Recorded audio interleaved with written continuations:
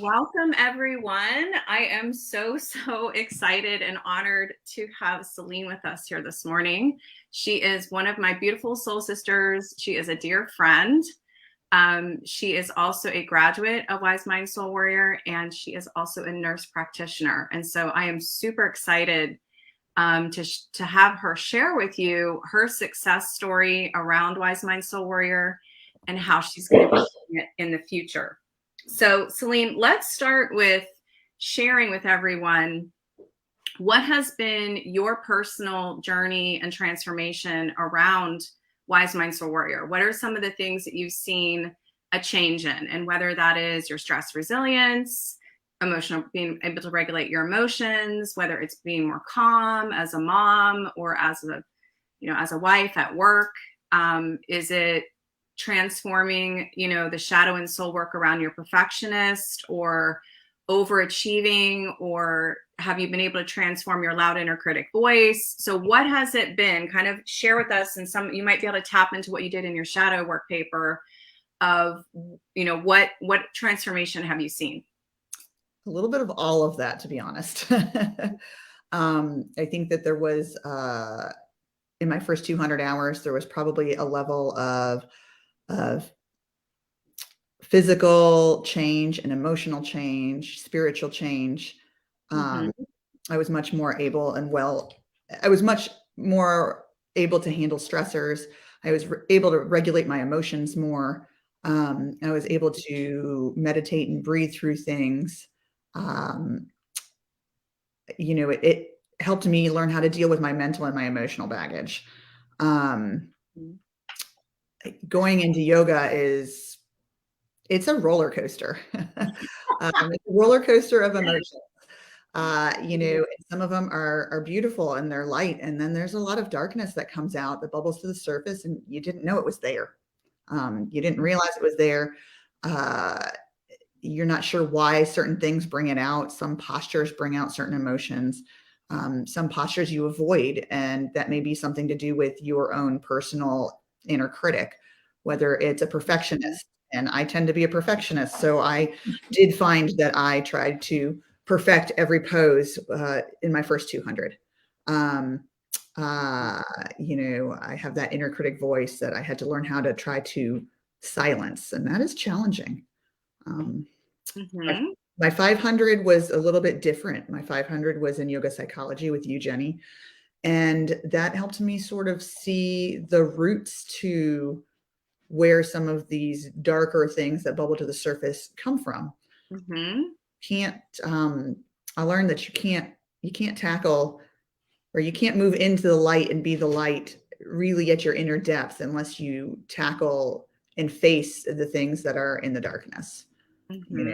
We just gloss over them and ignore and override. We're only changing ourselves on the surface. We're not really doing the deep work that we need to do to really transform and be the best us that we want to be. Well, I absolutely love that. So first of all, I can totally relate to, as you know, and a lot of you have heard me talk about this, and Celine, I know you have, and I'm going to keep talking about it because it's important, that I am also a recovering perfectionist. And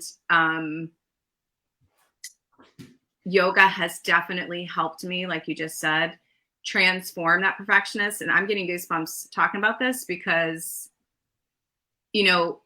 I can so relate to what you just said about like being a perfectionist when it comes to the poses, because that's exactly what I did when I first started yoga 10 years ago. Everything was like, it was very like power vinyasa, high achiever, what I would call type A yoga, Ashtanga based. Like, how can I get myself in a pretzel, and can I do a full lotus?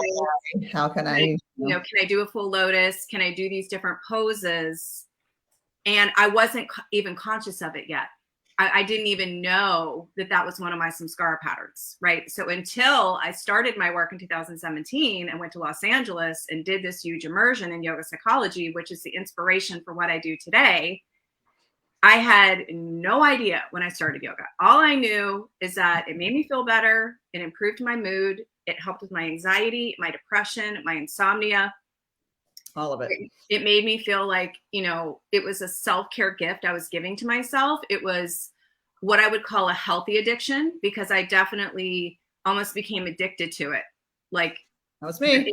But in a good way. I mean, if there's things that I'm not here as a proponent, because everybody's an addict of something, right? So whether you're an addict of social media, Netflix binges, drinking, drugs, overworking, whatever the thing is, right? We all have addictions. And the thing is, though, if you're going to have an addiction, let it be a healthy addiction, right? Let it be, I'm addicted to exercise, or I'm addicted to yoga, or whatever the thing is. And I'm not here as an advocate for addiction. That's not what I'm saying. But what I'm saying is, when I started yoga 10 years ago, I could have went on a lot of paths that were not healthy. I could have, I went into a very deep, dark place. Like you said, like, yoga will take you to these places where it is going to shine the light on your shadow. It is going to show you the things that you need to change. And once that light of yoga is lit, there is no turning back. Like, your lens and your perspective changes, and there's no going back to the person you used to be. There just is not.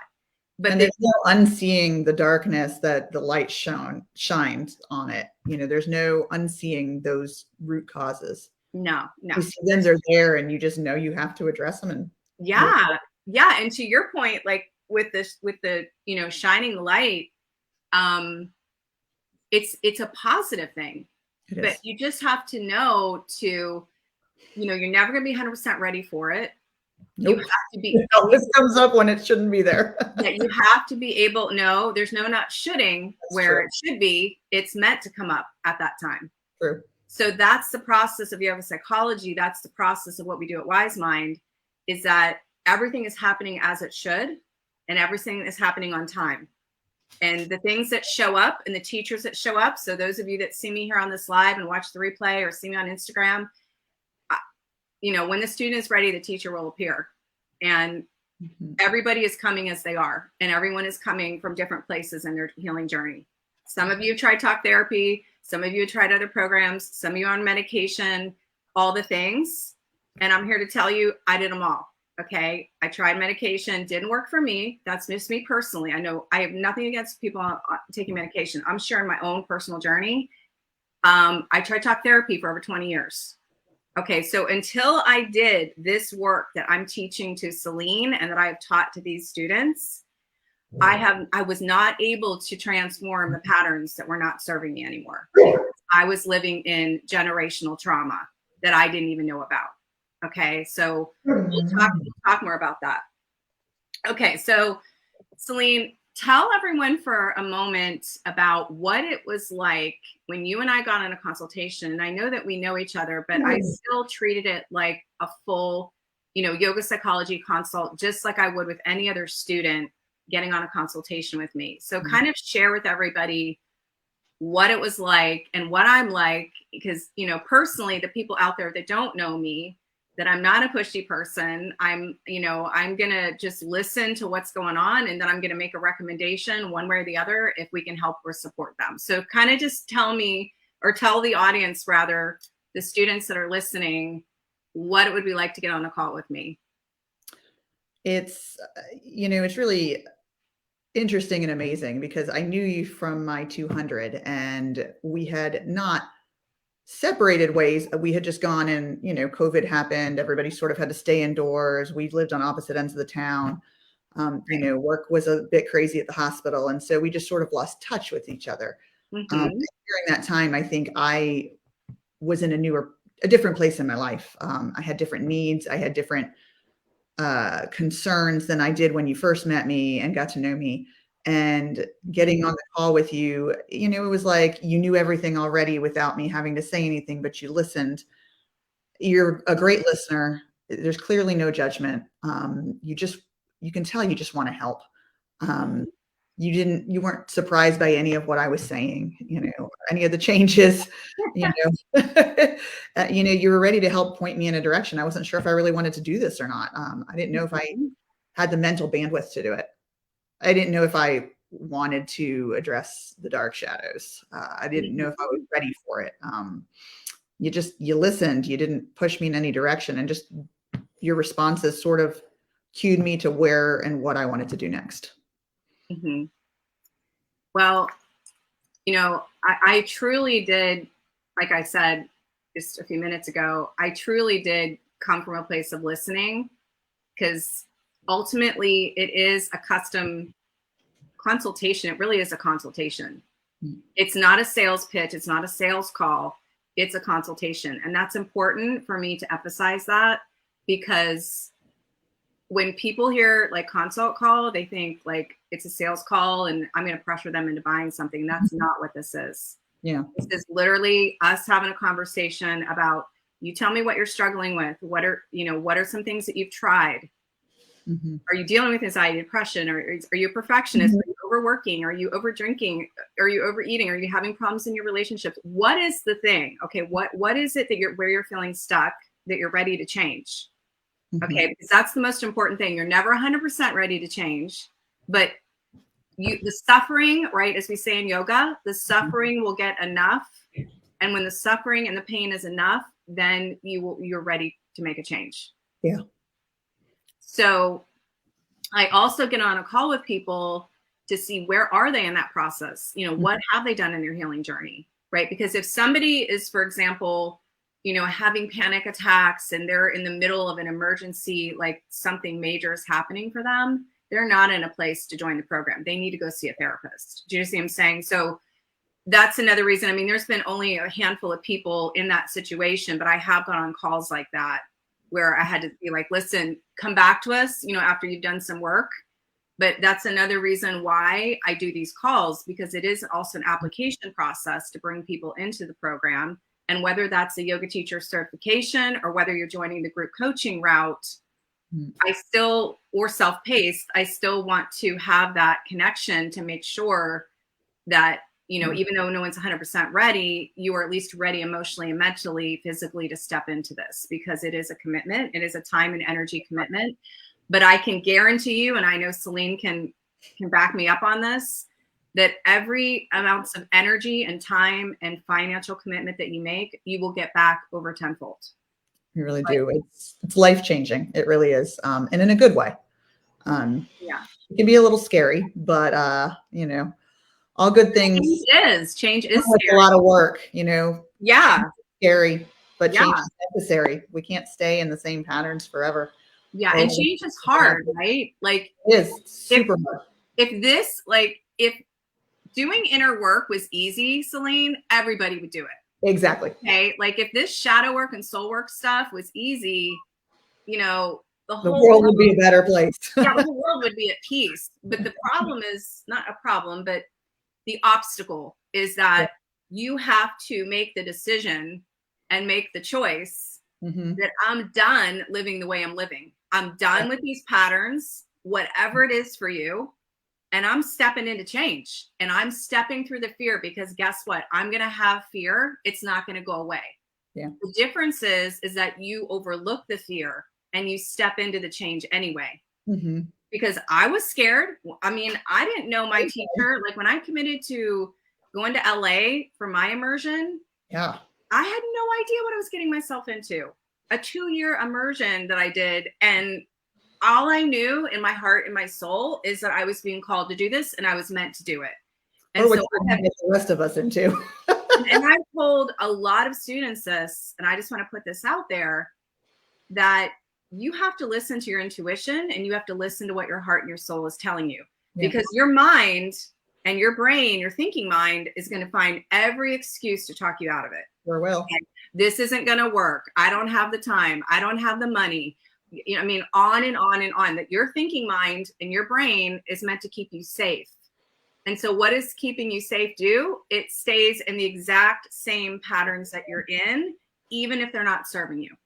Even if I'll give you an example. Like say you are struggling with being overly reactive. Say you're struggling with anger. That was something that I had to change, which I'm very grateful to say now I don't have it anymore. Me too. But because of the way I grew up in my family of origin, and because my dad had the trauma that he did, and we had 4 generations of emotional, mental, and physical abuse, I was a target of anger. So I was never physically abused, but I lived in fear all the time because my dad was so emotionally unstable. And so what did that do for me in my life? I had to figure out how to regulate my emotions. And I was in my 40s until I figured it out. Like, so the point being is, like, if you're dealing with emotional reactivity and that's your thing that you're struggling with right now, you can change that. You can retrain your brain and you can heal your heart, and you can somatically, through trauma-informed yoga psychology that we offer you, you are healing your heart, your soul, you're rewiring your brain, and you're healing your body. And you cannot release generational trauma or childhood trauma or relationship trauma, right? I give those 3 pillars.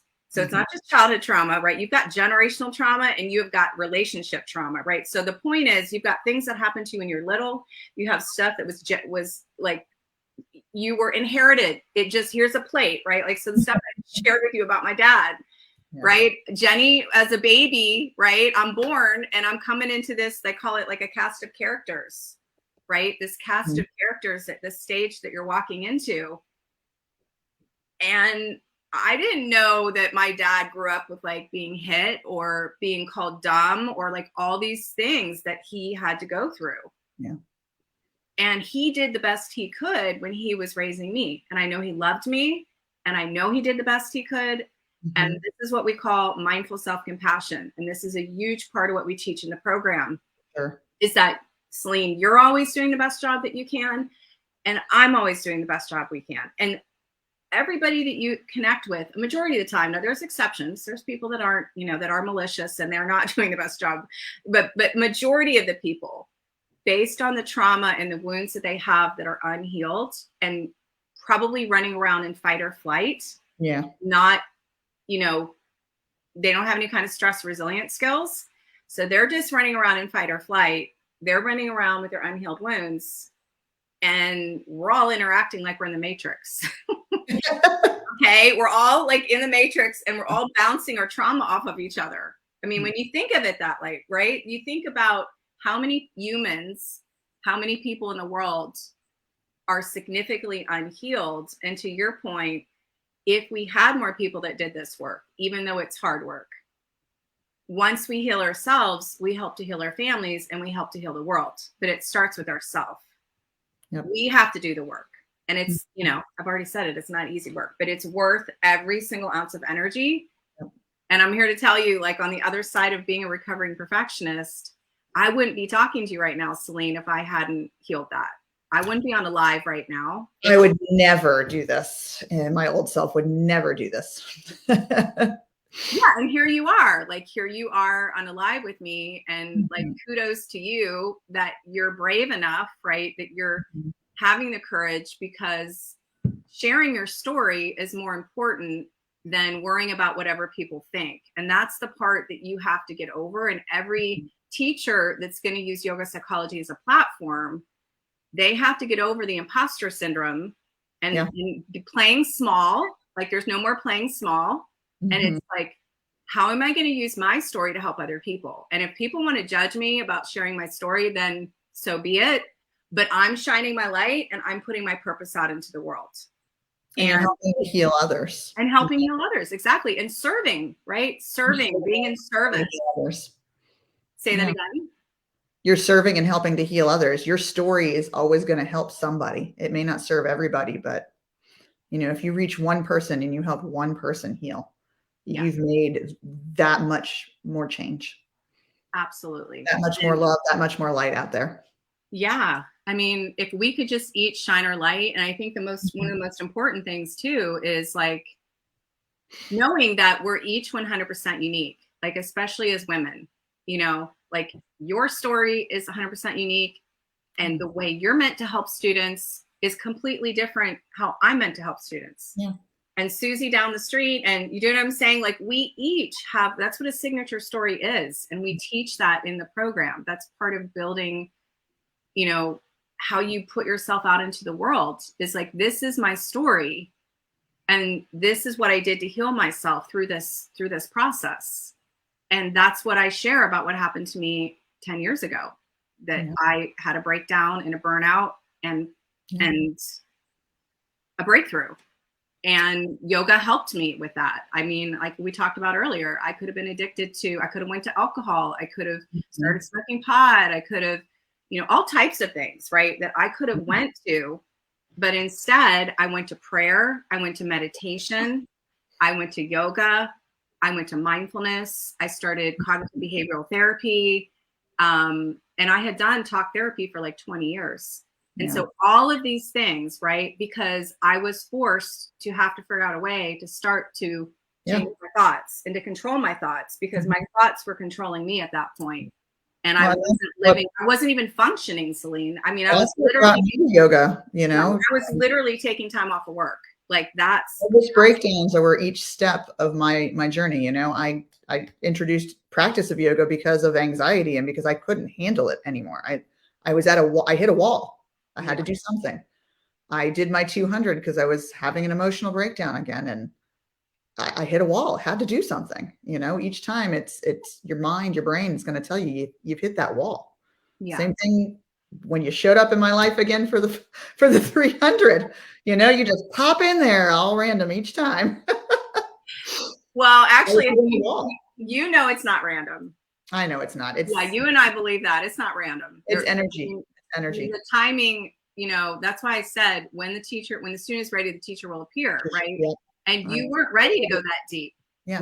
When you went through the 200, you weren't ready, and that's okay. Like you needed 2 or 3 years to permeate on the things that you learned, and you were just getting through like surviving COVID like everybody else, And so when the timing was right, which was spring of last year, here we are. So I'm going to put the link in the comments, and I'm going to make a comment for Instagram. So if you are interested in booking a call, it's a 30-minute call. You can go to wisemindsoulwarrior.com/book.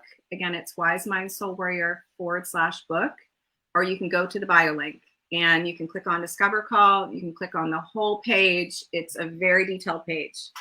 I want to also remind you that this isn't just for yoga teachers. This isn't just a certification. This is also for professional women, for all level students, for coaches, for therapists, I mentioned professionals. You could be a business owner, an entrepreneur.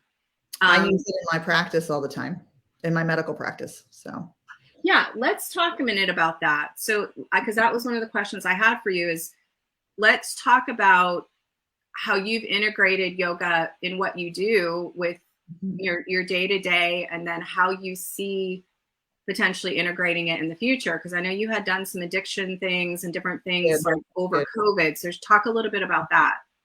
I started by just dabbling and treating addiction part-time. And honestly, after 2 years, I was doing it probably 3/4 to full-time almost. And,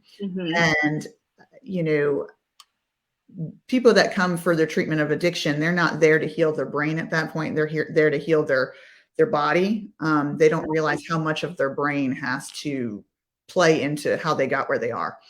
And it's very much similar, this yoga therapy, this yoga psychology, it's very much similar to cognitive behavioral therapy, which is really the main proven method of changing our behaviors and changing our patterns.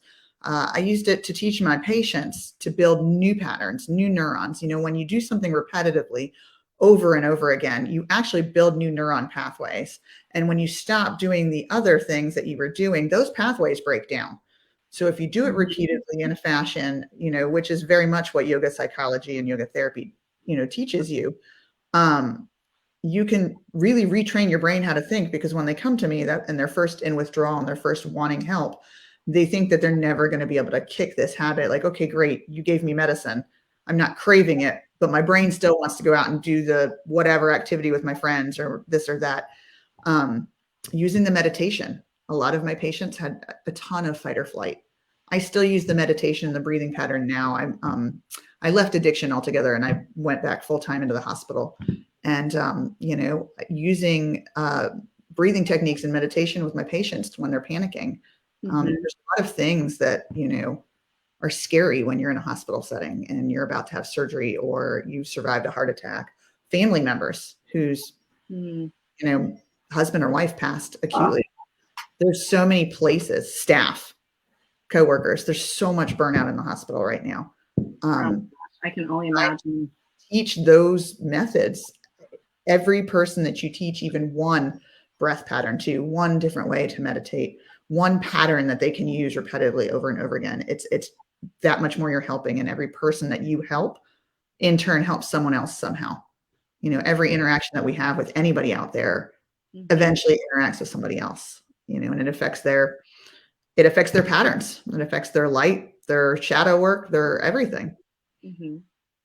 Well, I love that, Celine, because I love to think about, you know, all the healing that you've done and all the healing that I've done and all the healing that every student has done. Yeah. That ripples out into the world. It does. It makes a difference. It makes a huge difference. You always make a difference. One of my first yoga teachers always used to tell me when something would come up negative out there, it's not you, it's them. They're going through their own issue. Give them grace. And I try very, very hard to remember that when somebody's yelling at me or someone's upset, and I fail, you know, I'm still going through all these samskara patterns and I'm still doing the shadow work. I think it's a lifetime process. Honestly, it's like peeling an onion. You peel one layer off and you realize there's 10,000 more. Like, how deep am I going to go? But I do try to always remember that it's not you, it's them. They're going through something. Give them grace because we don't know what that is. And, you know, maybe that one moment of grace that you give them can change their entire life. No, absolutely. And in fact, it's interesting because Archana and I had talked about this, that you don't know what somebody's going through. And you never know, like your kind words or lack thereof kind words could potentially, you know, cause somebody to go over the edge, right? Or cause somebody to go into a breakdown or, you know, because you don't know, like, you don't know, was somebody just diagnosed with cancer? Was somebody, they're about to go through a divorce? Did something happen with their child? You know, how many, you know, financial problems that they're having that they don't talk about. You know what I'm saying? Like, we all have things that are happening behind closed doors that we don't talk about. And so just being mindful and conscious and kind and compassionate and loving and graceful and learning to embody that, right? So that's what yoga is. That's the philosophy of yoga, is that you're living the yamas and niyamas. You're living non-harming. You're living, you know, being loving and mindfulness, right? You're living non-judgment. You're living gratitude. You're living all of these things. And that's what Wise Mind is about. It is about you living your yoga off the mat. Correct. And yes, your meditation and your asana practice and your breath work and all that stuff is important, right? Because you're laying a training ground for being a peaceful, calm yogi and being able to have stress resilience and not reactivity. And to live a legacy of peace and be calm in the chaos. However, that is a stepping stone to a much bigger picture of, are you living your yoga off the mat? How are you treating other people? Do you know what I'm saying? Like, are you living being patient, which is one of the mindfulness principles? And so I was talking to Laura or Courtney, one of the other YTT graduates, and we talked about these different phases of yoga psychology and mindfulness and living the philosophy of yoga, that it starts with the wisdom and the knowledge, and then it moves to practice, and then it moves to embodiment. And when it becomes embodiment, that's when it becomes second nature. That's when, like you said, part of yoga psychology is neuroscience. There is a soul and a science to yoga psychology, and the soul or the science is neuroscience. We are rewiring the brain through meditation, through breath work, through the asana practice, through journaling exercises, through all the things that we do. We are shifting the psyche. We're changing the patterns. And you can imagine, you know, imagine, like, you can mute it, like a stop sign or something like that. That you sign. Okay, you can mute it. Okay. A little microphone underneath the picture. Mute. Okay. I'm sorry. I can't. It's okay. Well, my computer's broken right now. I broke it yesterday. Okay. Sorry about that. So let's kind of regroup for a minute. I know you mentioned cognitive behavioral therapy. So it is definitely along the lines of that, as far as we're definitely rewiring the brain, we're changing thought patterns. But in addition to that, this is a mind, body, spirit transformation. And that's what's different, is that this is a somatic healing of your heart, your body, and your mind. And so that's the difference when you think about CBTs, to clarify that this is a whole mind, body, soul healing, right? You're literally healing your heart chakra and your soul space. And that doesn't happen in cognitive behavioral therapy. No. So I just want to throw that out there, that CBT is great. And I'm not saying anything against CBT, but I just want to clarify that, because we are doing healing at a multi-level layer in this program. And it's important. Doing the shadow work, which is not part of CBT. Right. Shadow work, what we call soul work, what we call generational trauma healing work, looking at your family of origin, all the things. And we also get into relationship trauma as well. We do cover relationship trauma, childhood trauma, and generational trauma. So that's why this is a trauma-informed training. It's a trauma-informed program for group coaching. And we also teach you about emotional rinsing, which is learning about emotion as energy in motion, and how do you release the emotions like grief and unforgiveness and resentment and anger and sadness and past trauma and all the things. So that's another tool that we give you in your toolbox. That's a healthy way to release those emotions, where you're not releasing them on somebody else, right? Because that's what we don't want to do. We don't want to take our hurts and project that onto somebody else. Okay, because regardless of the traumas that we've gone through and the hurts that we've gone through, it is still our responsibility to heal ourselves. It's nobody else's. We don't place blame on anybody else. We don't blame our parents. We don't blame whoever it is that hurt us. It is our responsibility to heal ourselves, and is our responsibility that we live ahimsa, non-harming, that we don't put that back out into the world. Does that make sense? And that we forgive ourselves. And forgive ourselves. Absolutely. Because forgiveness is not just about forgiving other people. You're 100% right. That's what mindful self-compassion is it's forgiving ourselves.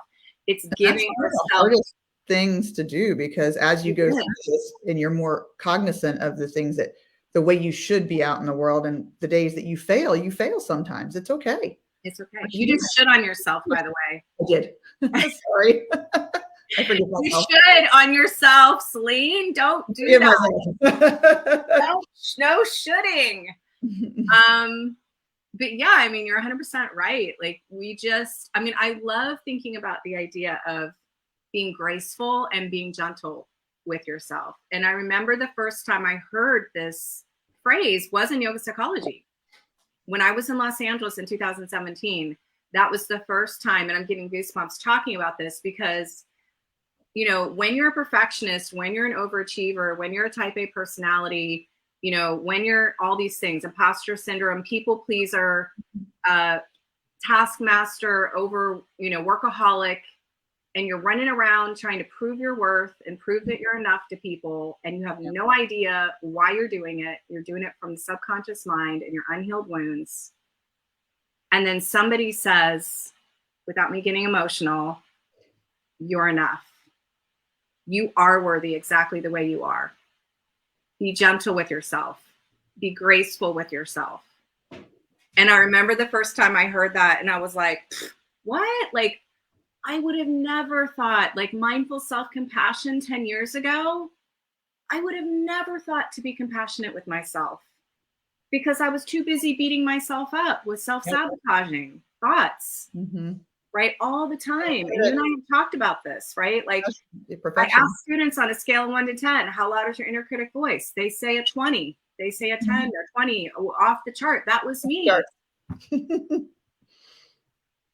So just like you, Celine, so many people and students, and I can tell you every single person that we've done that challenge, the inner critic challenge that we've done.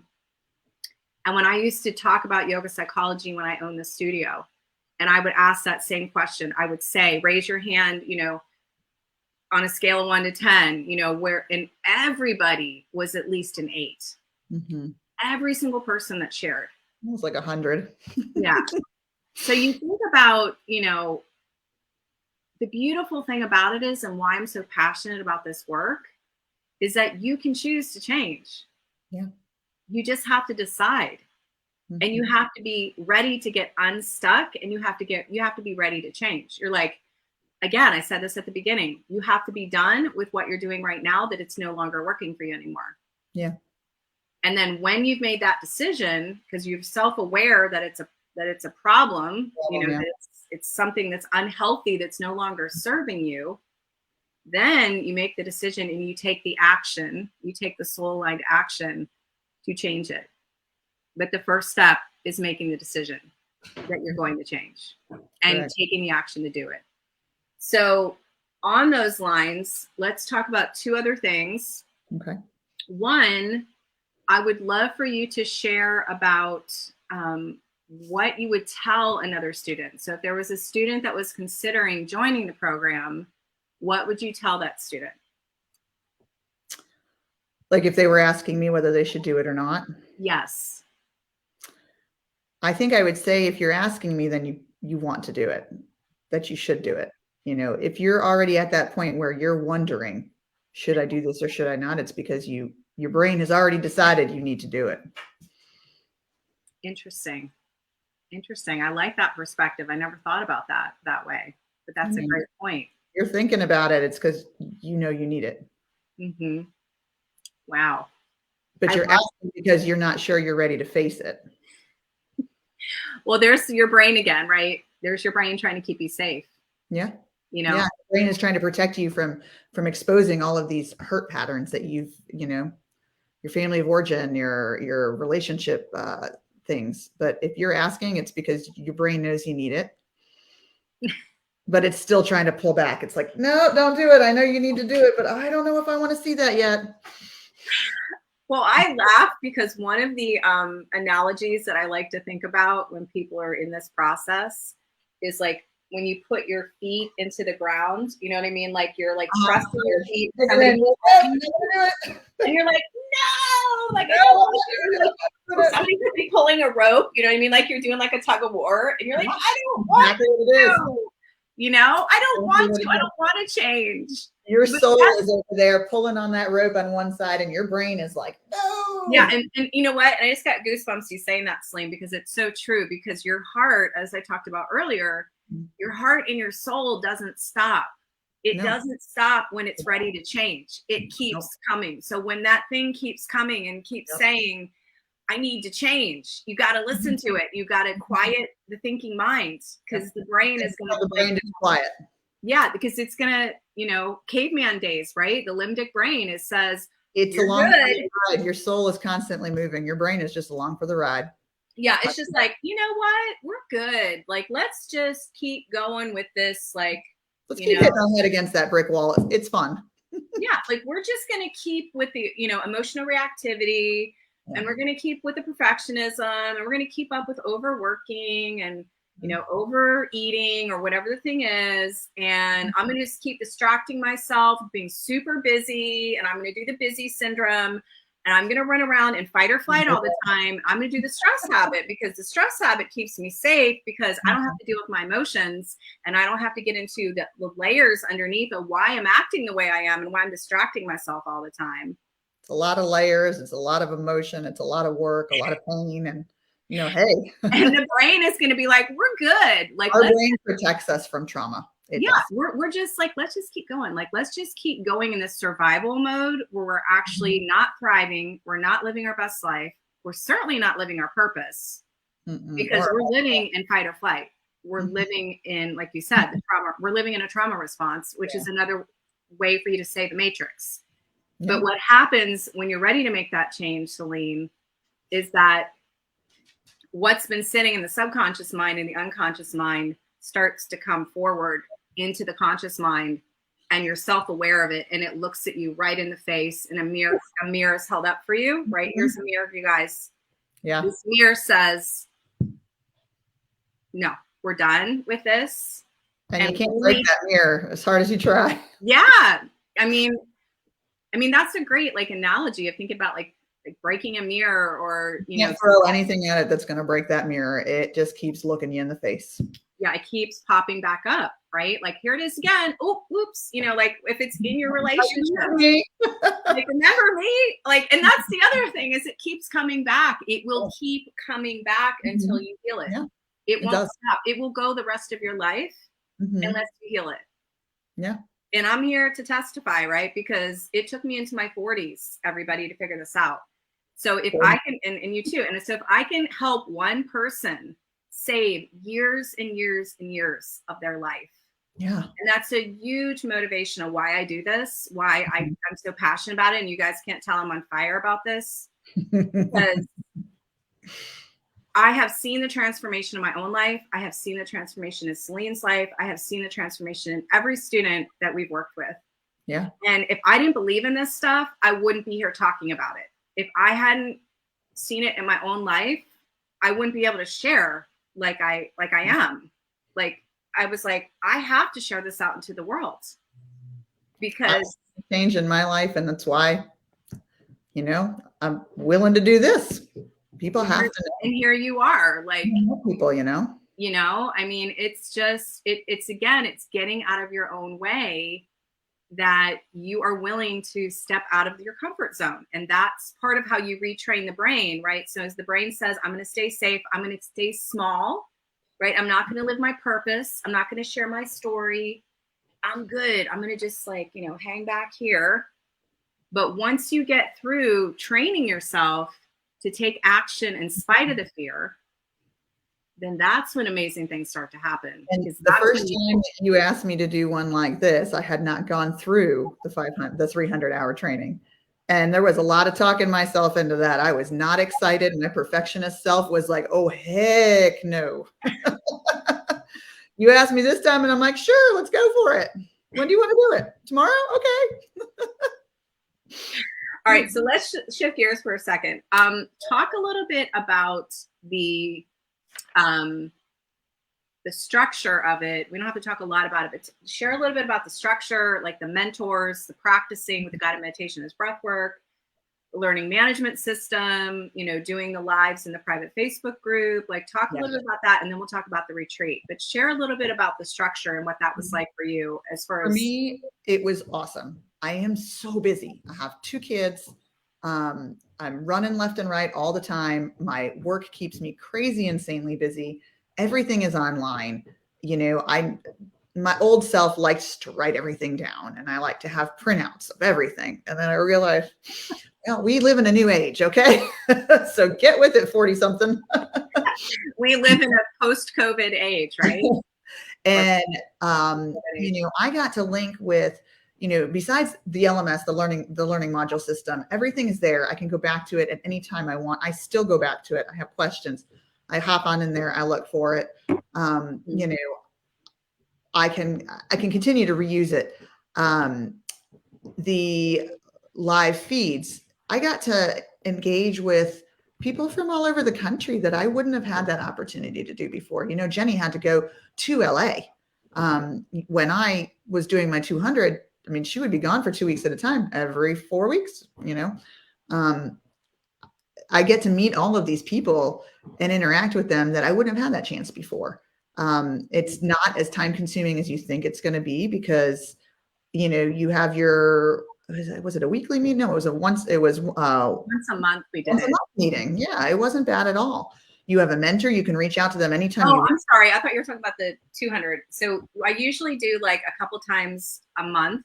So I was trying to remember how often we all met for the 300. Oh, I'm sorry. For the mentors, it's once a month. That's what I thought. It was once a month with your mentor, and then it was once a week with a live stream, which you could be live or you could watch later. I love the fact that I could always watch it later if I was at work, you know. Right.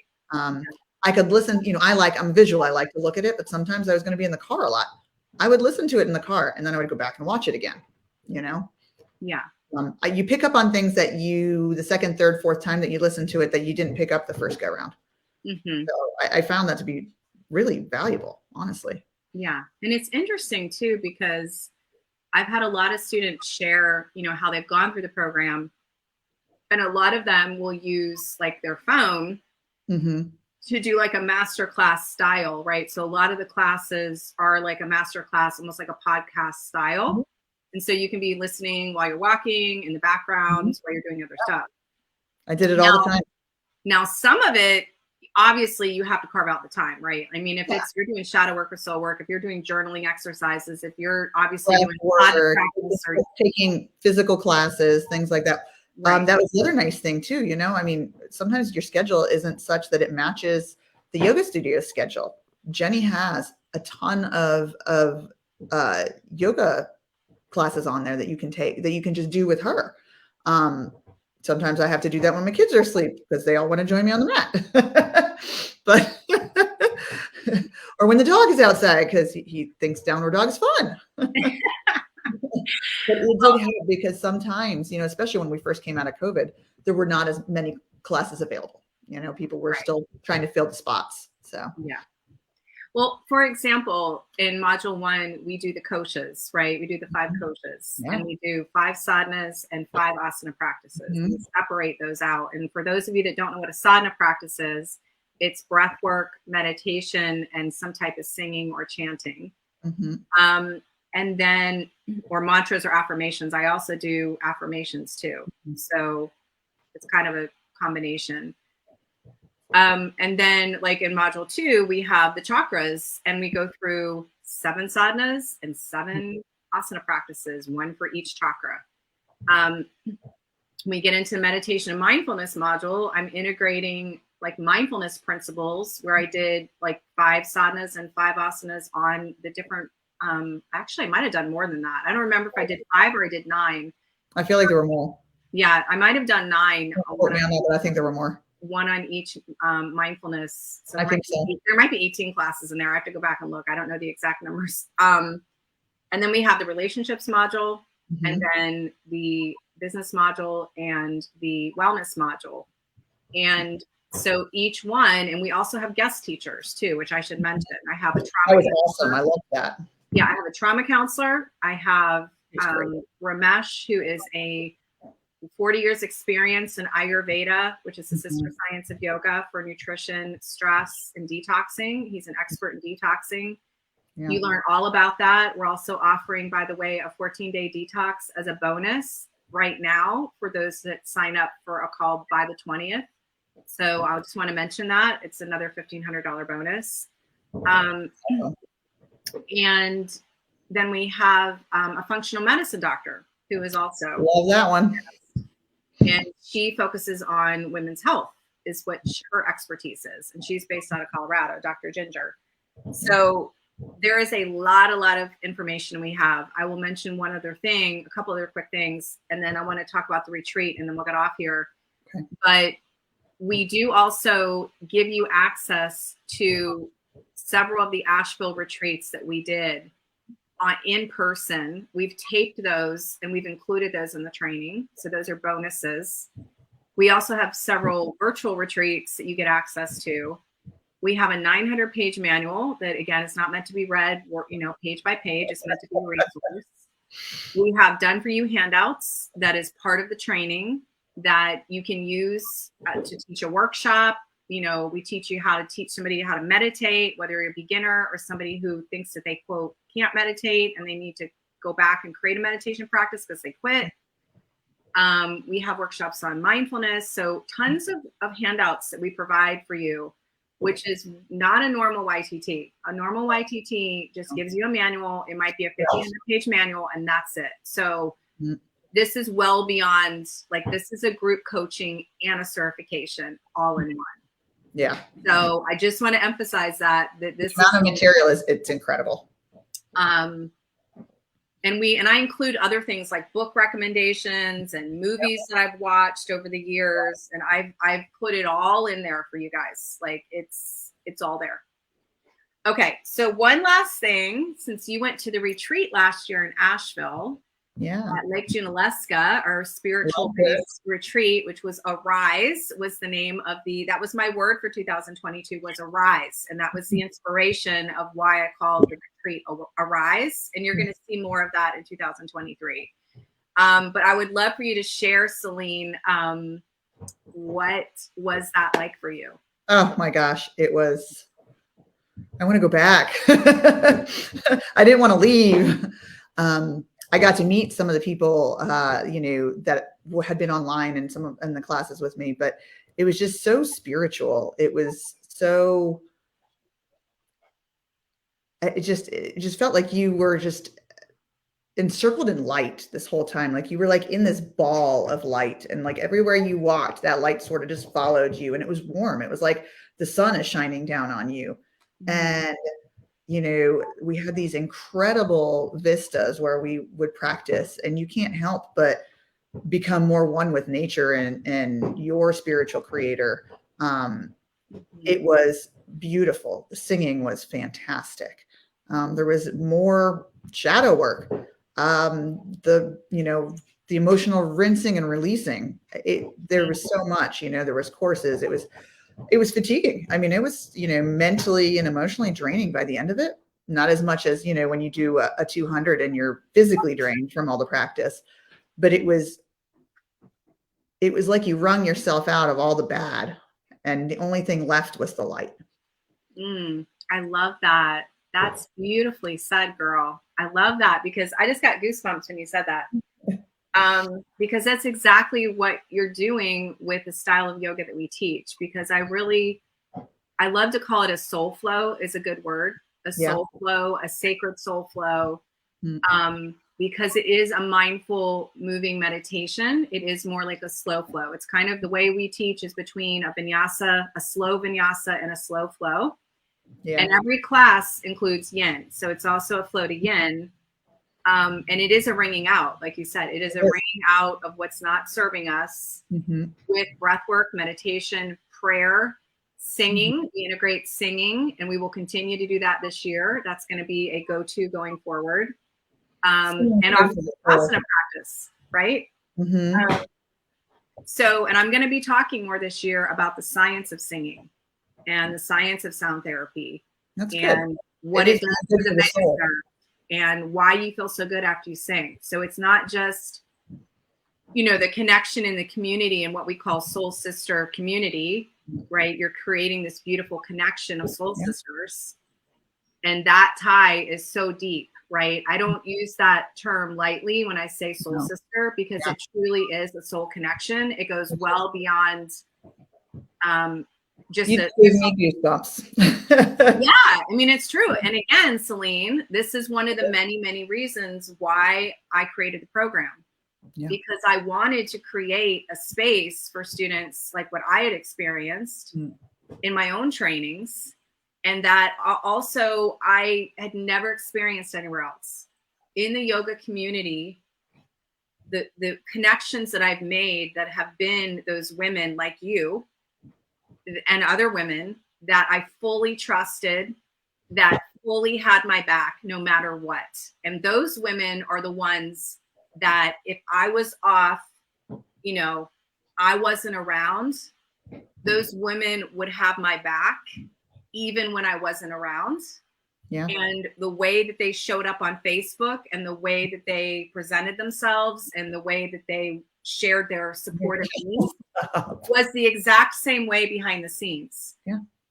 And that's what I'm here to promote. I'm here to promote women supporting other women and stop tearing other women down, right? Because it was one of the most beautiful experiences I've ever been able to be a part of. It really was. I love every single one of those women that was there. I didn't want to leave them. I was sad to leave. I want us to all go back again. Well, the other thing is, I'll share this for a minute, and then I want to talk about what we're potentially doing this year. And then we're going to cut it off here. But I just put the Calendly link for those of you that watch the replay on Facebook, and I want you to put #replay if you watch Celine's interview. So I just put #replay. And I want to mention one more time on Instagram, that is wisemindsoulwarrior.com/book. Again, wisemindsoulwarrior.com/book. That's going to take you through a summary page. It'll just be a quick summary page, and you can book a call there, or you can go to the bio link and there's a Soul Warrior page, the whole detailed information, or you can book a discovery call there. But if you're listening to me right now and you're feeling called to schedule something, go to wisemindsoulwarrior.com/book. Okay. If you're thinking about it, it's because you know you need to. Yeah. So Celine just said, she said, if you're thinking about doing it, that means you need it.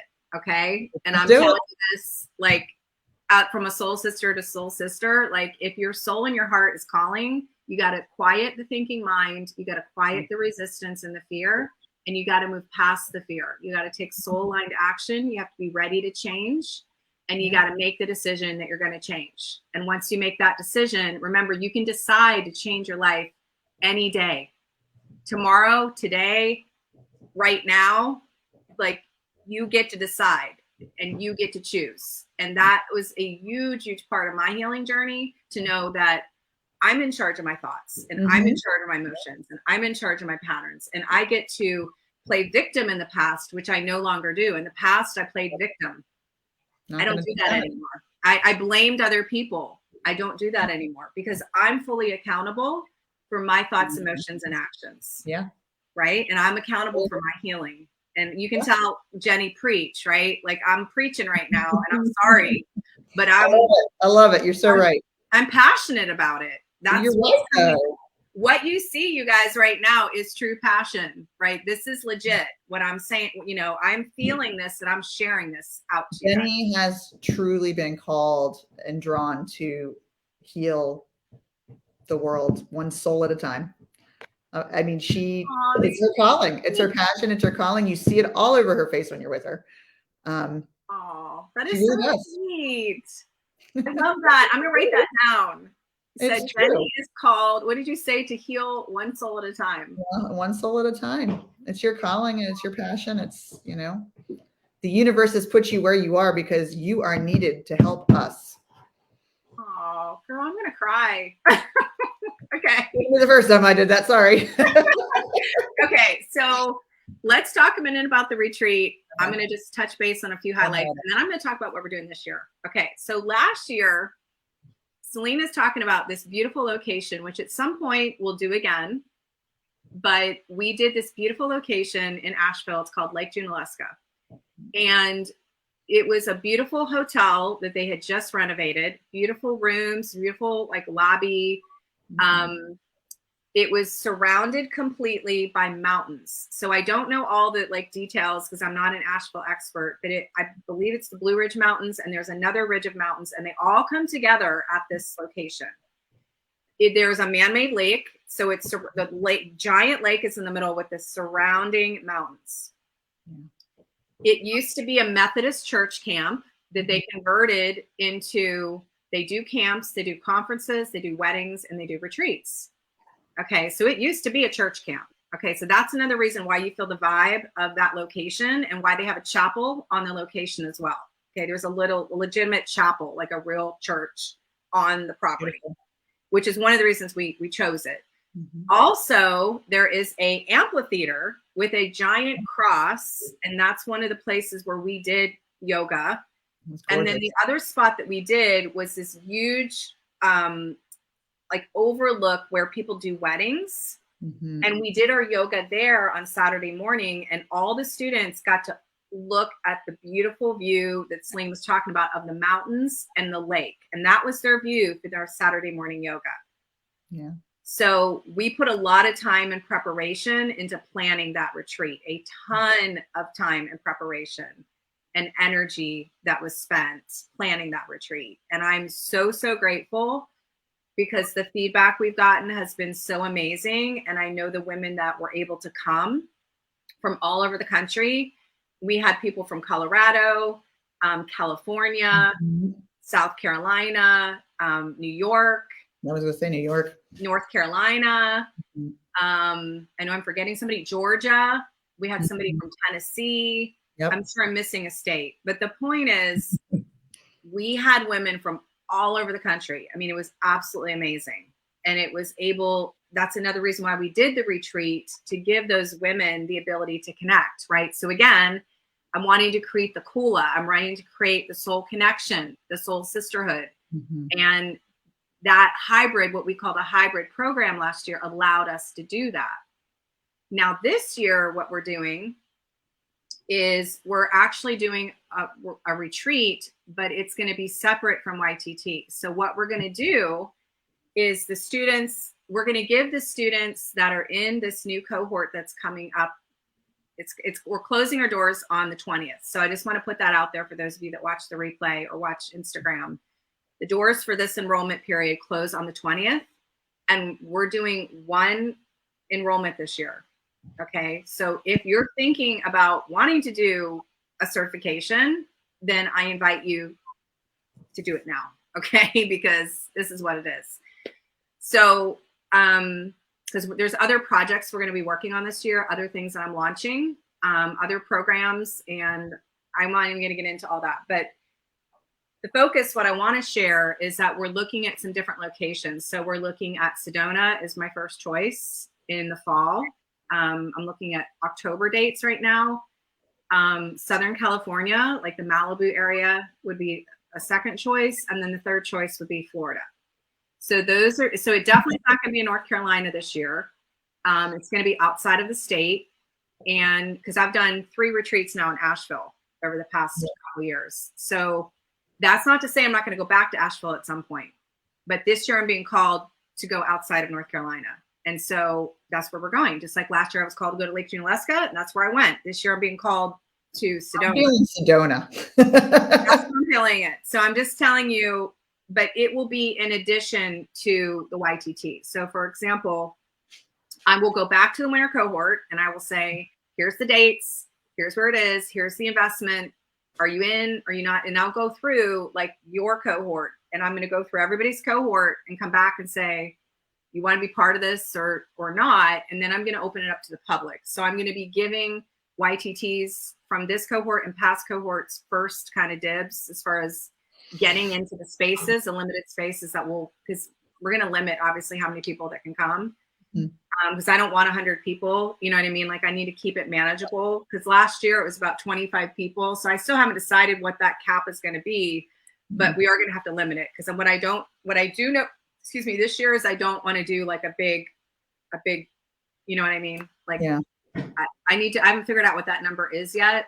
It takes away from the personal. Yeah, it takes away. So it's like, I would say it's probably going to be 30 people. I wouldn't want to get bigger than that, but I'm still figuring that out. So when I get more into the planning, right now I'm focused on this cohort right now. And once I get through this, which is the same thing I did last year, I didn't have it fully planned until I had the first cohort last year. So, so Sedona is what we're looking at right now. So it will be open to the public. But as I mentioned, I'm giving our YTTs for the winter cohort that just joined first, and then I'll go back to YTTs from last year, and then I will open it up to the public, whatever spaces are available, because I do want to start working more with the public this year in addition to just YTT, more than I have in the past couple of years. I want to be able to interact again with the public. And I've been, as you know, I've been teaching since like 2013. And because I've been so focused on the recordings and the content and things I've had to get done for this training, I've had to back burner some other things that I would like to be doing. Yeah. And one of them is teaching to the public. Yeah. So now that I have all that done, it opens up for me to be able to start doing other things. Get back out there, girl. Say that again. Time to get back out there. Find some new friends. Find some new students. There's always going to be one in every class. You're so funny. But I can't wait. Like I am going to be doing stuff online. So I will share more about that. I'm going to probably start doing some live streaming stuff, and it's not going to be on live. It's not going to be on this. It will be a professional platform. Okay. So when I'm getting ready to do that, I will share it and let you guys know, because that's another timing thing that I have to plan out. So this has just been, it's been an interesting year. I'm usually a lot more have a lot more planned by this point. Good. It's about time. But I'm intuitively, right? Yeah, I'm intuitively figuring it out as I go. So but I have to have at least a framework, Celine, because you Well, can't. yeah, I mean, you can't just fly by the seat. You can't just like, hey, I'm gonna do a retreat. We're not hippies. Yeah, like I'm gonna do like, hey, maybe I'll just throw it out there. I'm gonna do one like June, whatever. Like, and I'm just gonna let people know like 2 weeks before. Do you know what I mean? Like, unfortunately, there's like that balance between living intuitively and your growth for not having every T and I dotted already for like 2 years ahead of now. Oh no. I'm not even. This is growth. Oh, it's huge growth. Like I did the same thing last year. Like I said, I didn't have it fully planned. All I knew is that I was going to be doing it at Lake Junaluska. And in January of last year, that's all I knew, because I was called to that location. And I'm again getting goosebumps talking about it. And it was a beautiful experience. And I followed my gut. I followed my intuition. I followed what I call the Holy Spirit. And I was called to do that last year. And I'm called now to do what I'm about to do this year. And I'm equipped and I'm called, and I'm going to follow my heart and what I'm being called to do. And my word for this year is fearless. I love it. That's It's what, fearless. you know what, I need that word, fearless. I'm going to take it. Do it, girl. And then what it. I've done is fearless in these, like, I got a lot going on. This is a good year to be fearless. It's a good year to be fearless, right? I'm going to be fearless. Love it. I'm going to be fearless in relationships. I'm going to be fearless in what I'm called to do, my purpose and my assignment on this planet right now. I'm going to be fearless in, taking care of my health, right? And getting at a better level of like, I need to take care of myself more. I mean, I have been taking care of myself, but I'm taking it to the next level this year. But I think the biggest thing for me is being one of my favorite quotes: "Be fearless of what sets your soul on. Be fearless in the pursuit of what sets your soul on fire." Be fearless of what sets. Be fearless in the pursuit of what sets your soul on fire. You know what? I think I have that up at the studio. I'm pretty sure I had that hanging up in the studio. It's a yoga thing somewhere. I was gonna say, I'm like 99% sure. Do you remember those I posted it on my Facebook before. Do you remember the white with the gold lettering, the cursive things I used to have? Yes. I'm pretty sure that that was one of them. So be fearless in pursuit of what sets your soul on fire. Pursuit of, girl, what sets your soul on fire? In fact, that's one of my favorite songs. There's a song I think it's called Soul on Fire. Oh. I think I see a theme and a pattern forming here.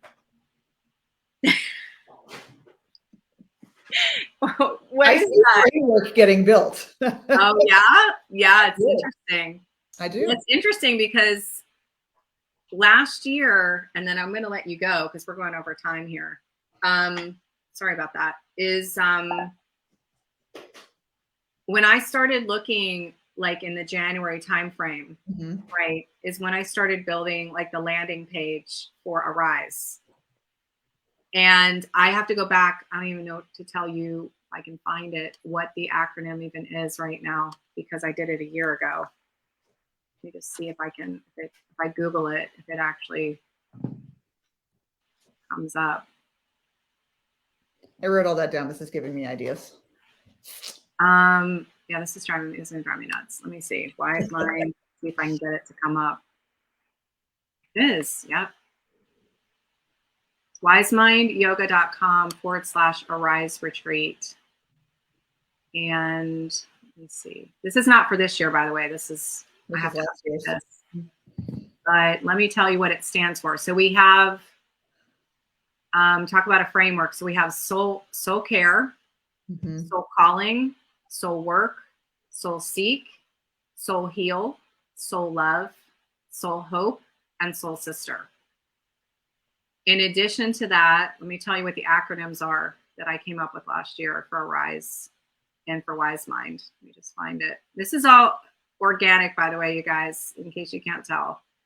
Yeah, none of it was planned. This is going to bug me. Let me find it. Hold on. Now I'm going to have to start looking because I feel like I had it somewhere. Okay, so Wise Mind. Let me read you what. So this is what happens, everybody, when you follow your soul and when you clear out your mind with meditation and prayer so that you can actually attune to your creativity and birthing something that you're meant to birth, and innovation. So let me read this to you. So I'm not going to get into all the detail, but the W for wise mind is wisdom. So connecting to your discernment and trusting your intuition. The I is inspire. So inspire women to share their stories to help others heal. The S is for serve, and I'm getting goosebumps reading this. Students, family, and a higher power. Pray to align divine action. The E is empower. Empower women with true self-love and their worth as a child of God. M is mindset. Meditation, mindfulness, and becoming a master and renewing our minds. I is for impact. Women creating a legacy of peace, standing firm in God's strength. N is for nurture. Nurture women to heal generational trauma and family wounds and coping patterns. And D is for Dharma. Women living their soul's purpose to share their superpower strengths and divine gifts. As strong as I am, I still look to God for strength and surrender. Yes. I wrote that a year ago, you guys. Fantastic. Isn't that crazy? Mm-hmm. So this is an example of like a dump of inspiration and like focusing on my creativity to be able to tune into this. I'm not finding the Arise right now, but I did one for Arise too. I have the Arise somewhere. Let me see if I can find it. That's gonna bug me. I feel like I had the Arise somewhere. I know it's actually on Instagram because we posted it last year, and it's as I said, it's been going on a year since we did all this. So excuse me that I don't have it memorized right now. Let's see. I knew I had it in an email somewhere.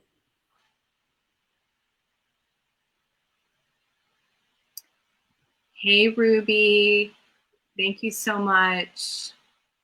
Ruby says that she's birthing her project this year, and such a light. Thank you, girl. I love Ruby. She's one of my soul sisters from Yoga Psychology. So happy that you were on here, Ruby. And I met her in LA, actually. So this is exactly what I'm talking about, you guys. So I've got this beautiful soul sister who is based out of Toronto, Canada. And I connected with her in Los Angeles. And I've kept in contact with her now for, 6 years? And she's a beautiful soul sister. I have Diane on here and a few other people that are also soul sisters. So let me just look. This is like bugging me. I can't see it. It's irritating me. I'm looking, you guys. Please excuse for a minute. I've got to find this Arise thing. I'm scrolling through my Instagram to find it, and it's just taking a minute.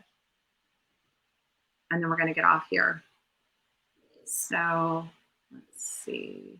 My goodness. If you find it, let me know, because I'm scrolling right now and I'm not even in the summer yet. I think this might take too long for me to find it. But I will post about it when I find it, because it's going to take me a minute. Yeah, I'm looking. I don't want to keep people on here while I'm looking for this.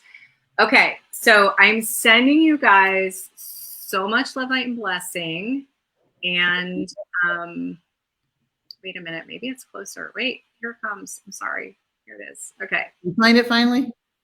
Almost. I'm almost there. I did want to share my highlight of the retreat last year, by the way, is I got to sing with my beautiful daughter, Olivia. Oh. And she has an amazing voice. And I'm not just saying that as her mom. She has a powerful voice, much more powerful than mine. And she has this beautiful, like, musical ability to be able to harmonize and do melodies that I can't do. And I'm not able to read music either. I learn everything by ear. And she's able to read all the music and do all the things because she's learned all that because she's going to an art school. She also has been doing a voice coach for 2 years. And so she has been able to build her confidence And she also has been part of our retreats for the past 2 years. So she did a very small retreat with me in Raleigh 2 years ago. She sang there with me, the same song, You Say. And then we did a different song last year. And then or 2021, and then 2022, we sang You Say again. And that's what you see on Instagram right now that we did this summer. And I'm so, so grateful to have the relationship with her, that she would be willing as a teenager to sing with her mom, who's like totally uncool.